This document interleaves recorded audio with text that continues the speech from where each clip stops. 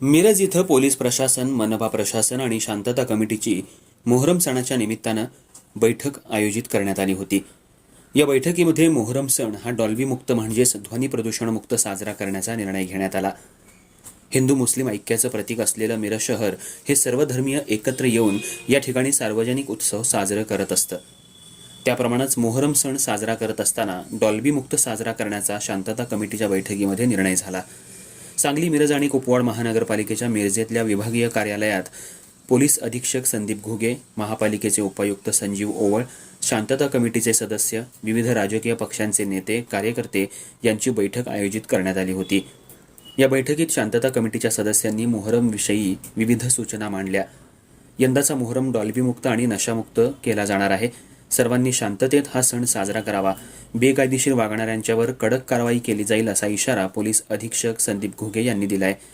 बैठक सुरू असतानाच महापालिकेतल्या सभागृहातली लाईट गेल्यामुळे संपूर्ण बैठक अंधारातच पार पडली। या सभागृहामध्ये इन्व्हर्टर किंवा लाईटची दुसरी सुविधा उपलब्ध नव्हती। महापालिकेच्या या अनागोंदी कारभाराविषयी माजी नगरसेवक अशोक कांबळे आणि सामाजिक कार्यकर्त्यांनी प्रचंड नाराजी व्यक्त केली आहे। त्यातून महापालिकेचं प्रशासन किती निष्क्रिय आहे याचं उत्तम उदाहरण आजच्या मीटिंगमध्ये सर्वांना पाहायला मिळालं।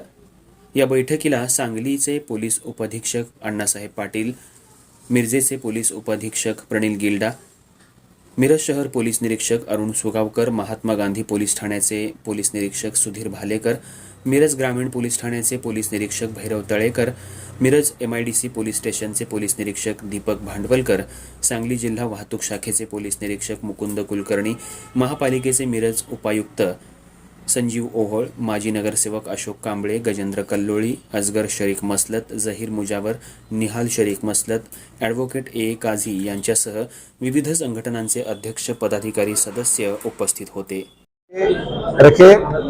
पुलिस विभाग पूरे मुहर्रम के दौरान अच्छे से बंदोबस्त जिले में हर जगह पे तैनात करेगा और प्रशासन भी अपना काम कर रहा है। सभी नागरिकों को मुझे ये आह्वान करना है कि किसी भी तरीके से सोशल मीडिया या कोई अफवाहों के ऊपर कुछ गलत पोस्ट आ रही है, कुछ अफवाहों के ऊपर ध्यान ना दें। अगर आपके सामने ऐसी कुछ बात आ रही है तो तुरंत आप पुलिस प्रशासन को इत्तला करें ताकि हम लोग उसके ऊपर कानूनी कार्रवाई कर पाए।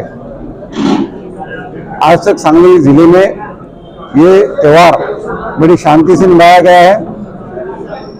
गया है कि इसलिए इस बार भी ये त्यौहार पूरे शांति से ही मनाया जाएगा और पुलिस प्रशासन को सभी लोग इसमें अच्छे से कोऑपरेट करेंगे, ये उम्मीद में रखता हूँ। शुक्रिया।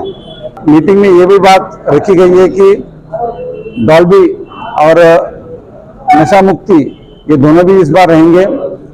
मैं मोहर्रम और ताजिया कमेटी के सभी सदस्यों का यहाँ पे आभार भी मानता हूँ कि उन्होंने खुद ये बात कही है इस बार कोई साउंड सिस्टम बड़े पैमाने पे यहाँ पे यूज नहीं होगा और बड़ी शांति से ये त्यौहार मनाया जाएगा।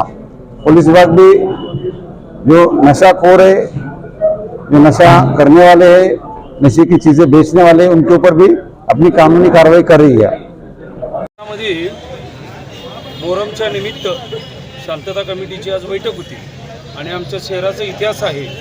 हिंदू आणि मुस्लिम आम्ही सर्व मिळून या ठिकाणी मोहरमचा सण या ठिकाणी आम्ही मोठ्या प्रमाणात साजरा करतोय। आणि आज वस्तुस्थिती अशी झाली, आमचे सांगली जिल्ह्याचे SP साहेब आज प्रथमच आपल्या मिरजेत आले आणि येत असताना आपण महानगरपालिका आणि डॉक्टर बाबासाहेब आंबेडकर सभागृहामध्ये आज शांतता कमिटीची मीटिंग होती। त्या मीटिंगमध्ये आज महानगरपालिकेचं थोडंसं सांगावंसं वाटतंय, तरी आज बघा इन्व्हर्टरची व्यवस्था नाही आहे।